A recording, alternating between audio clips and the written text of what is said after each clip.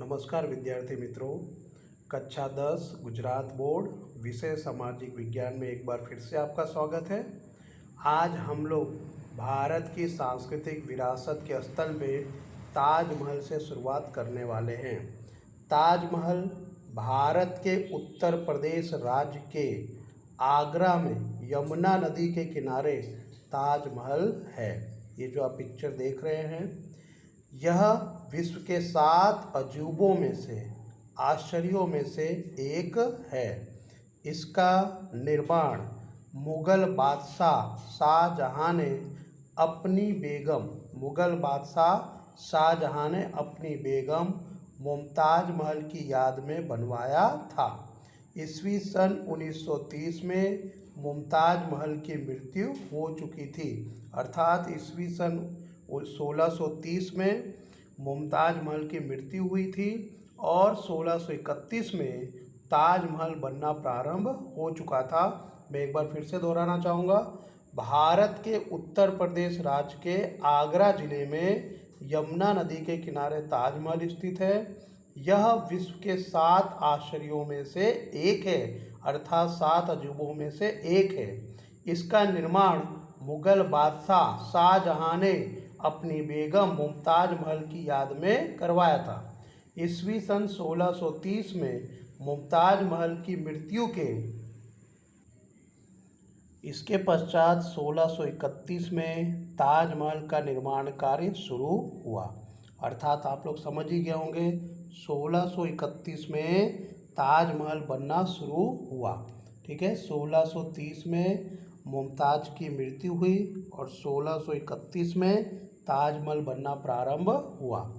22 वर्ष के बाद ईस्वी सन 1653 में ताजमहल का निर्माण कार्य पूर्ण हुआ। तो ये जो आप लोग देख रहे हो, ईस्वी सन 1631 में ताजमहल का निर्माण कार्य शुरू हुआ। 22 वर्ष के बाद 1653 में ताजमहल का निर्माण कार्य पूर्ण हुआ। शाहजहां ने ताजमहल के निर्माण कार्य में भारत के कुशल शिल्पकारों के अलावा ईरानी, अरबी, तुर्की और यूरोपीय शिल्पकारों को भी लगाए थे। यानी शाहजहां ने ताजमहल को बनाने के लिए भारत के कुशल शिल्पकार तो थे ही, साथ में ईरानी, अरबी, तुर्की और यूरोपीय शिल्पकारों को भी काम पे लगाए गए थे। शाहजहां की इच्छा थी कि संसार के अद्वितीय मतलब ऐसा कोई दूसरा मकबरा तैयार न हो, इस प्रकार के लिए अद्वितीय मकबरों में ताजमहल की गणना हो।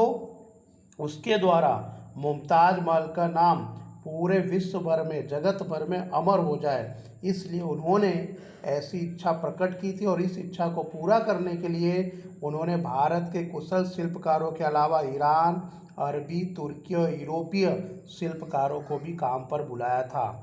यह संपूर्ण इमारत उत्तर से दक्षिण की ओर आयताकार में फैली हुई है। ताजमहल के मध्य में मुमताज की कब्र है और उसके चारों ओर खूब सुंदर अष्टकोणी जाली, अष्टकोण मतलब 8 कोण वाली जाली है। उसकी मेहराब पर एक उक्ति लिखी है, एक पंक्ति लिखी है, स्वर्ग में पवित्र दिलों का स्वागत है।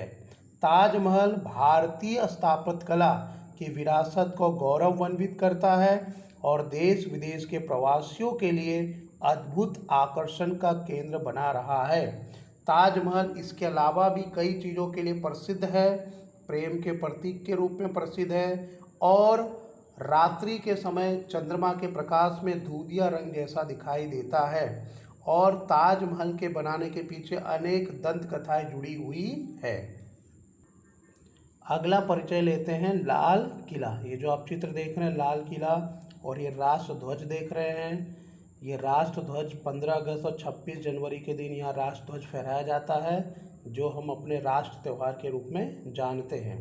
तो लाल किला, दिल्ली में स्थित लाल किला का निर्माण शाहजहां ने ईस्वी सन 1638 में करवाया था। लाल पत्थरों से तैयार इस किले में शाहजहां ने अपने नाम से शाहजहानाबाद को बसाया था। इस किले के अंदर दीवाने खास, दीवाने आम, रंगमहल जैसी खूबसूरत इमारतें बनवाई थी। यह आपको खास याद रखना है कि शाहजहां ने लाल किला के अंदर शाहजहानाबाद को बसाया था और इस किले के अंदर दीवाने खास, दीवाने आम, रंगमहल जैसे खूबसूरत इमारतें बनवाई थी। दीवाने खास अन्य इमारतों की तुलना में अधिक अलंकृत है। उसकी सजावट में सोना, चांदी, कीमती पत्थरों का अद्भुत समन्वय देखने को मिलता है, लेकिन वर्तमान समय में यह सोना, चांदी और कीमती पत्थर मौजूद नहीं है।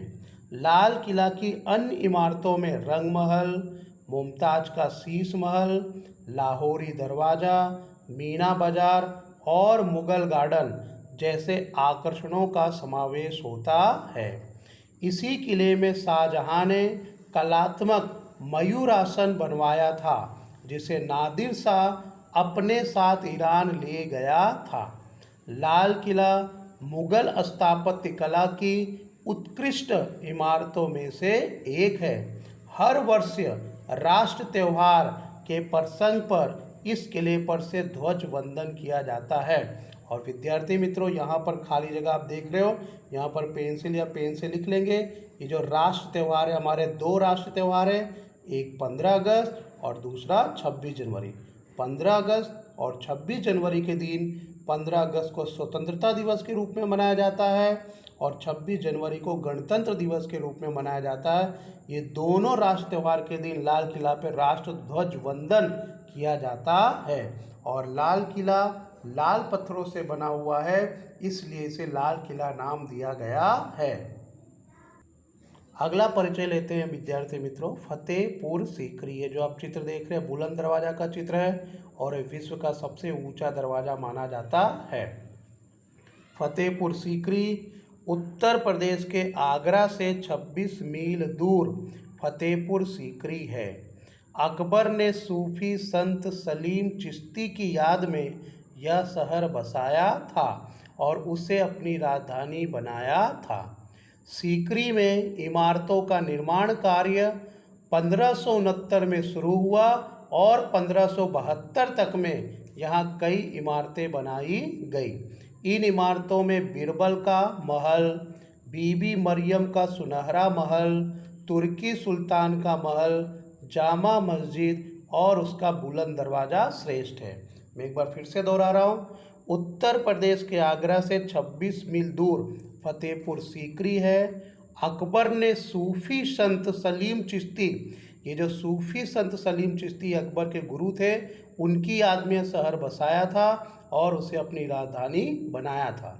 सीकरी में इमारतों का निर्माण कार्य ईस्वी सन 1569 में शुरू हुआ और 1572 तक चला। इसके बीच कई इमारत बनाए गए, जैसे बीरबल का महल, बीबी मरियम का सुनहरा महल, तुर्की सुल्तान का महल, जामा मस्जिद और उसका बुलंद दरवाज़ा श्रेष्ठ है। यह बुलंद दरवाज़ा 41 मीटर चौड़ा और 50 मीटर ऊंचा है। इसके अलावा फतेहपुर सीकरी की दूसरी प्रसिद्ध इमारतों में जोधाबाई का महल, पंचमहल, शेख सलीम चिश्ती का मकबरा, दीवाने आम, दीवाने खास और ज्योतिष महल उल्लेखनीय है। तो यहाँ पर बच्चों आपको सबसे महत्वपूर्ण याद रखना है कि बुलंद दरवाज़ा 41 मीटर चौड़ा और 50 मीटर ऊंचा है। फतेहपुर सीकरी में दूसरी प्रसिद्ध इमारतों में जोधाबाई का महल, पंचमहल, शेख सलीम चिश्ती का मकबरा, दीवाने आम, दीवाने खास और ज्योतिष महल उल्लेखनीय है। गोवा के देवल, देवल अर्थात चर्च होता है, गिरजाघर भी बोलते हैं, ये आप देख सकते हैं, चर्च है क्रिश्चियन लोगों का। पुर्तगालियों के साथ सर्वप्रथम, आप पिछली कक्षा में भी पढ़ चुके हैं कि भारत में पुर्तगालियों का सर्वप्रथम आगमन हुआ था। पुर्तगालियों के साथ ईसाई धर्म के धर्मगुरु भी भारत में आए थे। गोवा पुर्तगालियों की राजधानी थी।